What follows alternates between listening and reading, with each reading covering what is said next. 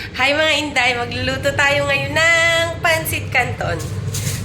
Yan nga mga Inday, ang uunahin natin, magpiprito nga muna tayo ng 3 itlog. Ang gagawin nga nating luto dyan sa itlog mga Inday, sunny side up. Gustong gusto ko talaga ng sunny side up mga Inday. Kasi pag pansit canton yung partner mo, sobrang sarap talaga. Uy! Bumawi talaga ang Inday nyo magluto ng itlog kasi ilang araw talagang hindi nakakain ang Inday nyo.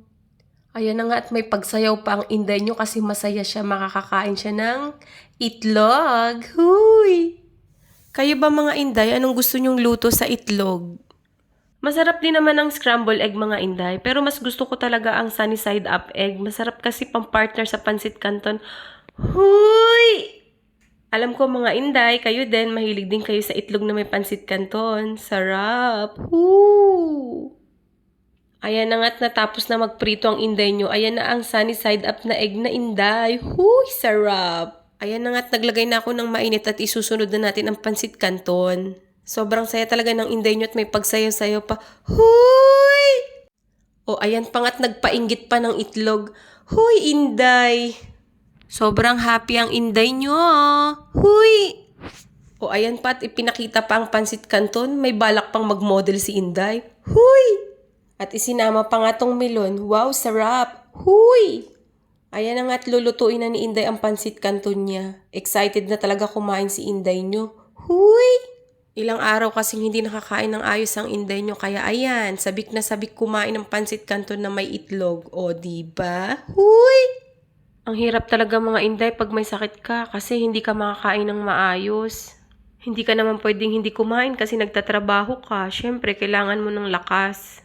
Kaya kahit wala akong panlasa, kain pa rin talaga ako para may lakas ako para magtrabaho. Dito kasi kahit inaapoy ka na ng lagnat, magtatrabaho ka pa rin talaga. Kaya mahirap magkasakit dito mga Inday, kaya talaga alagaan natin ang katawan natin pag nandito tayo. Kasi walang ibang tutulong sa atin kundi sarili lang natin mga Inday.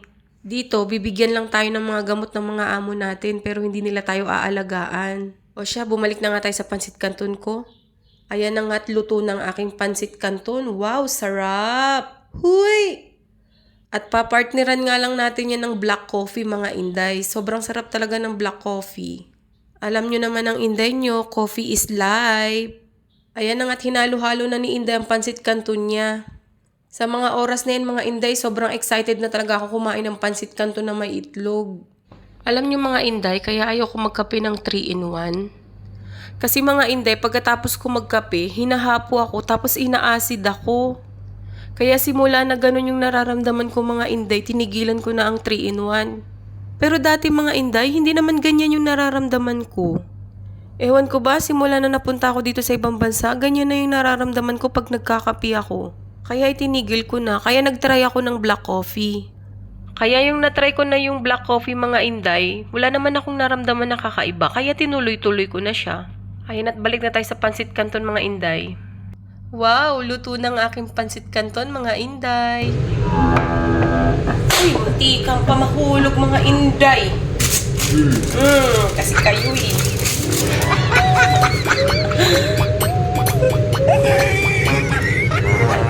Pulutin natin kasi sayang. Mahal pa natin indomie dito. Mahal na mga Inday. Kain. Unang subo sa inyo to mga Inday. Wow. Bye-bye mga Inday. Kain muna ako.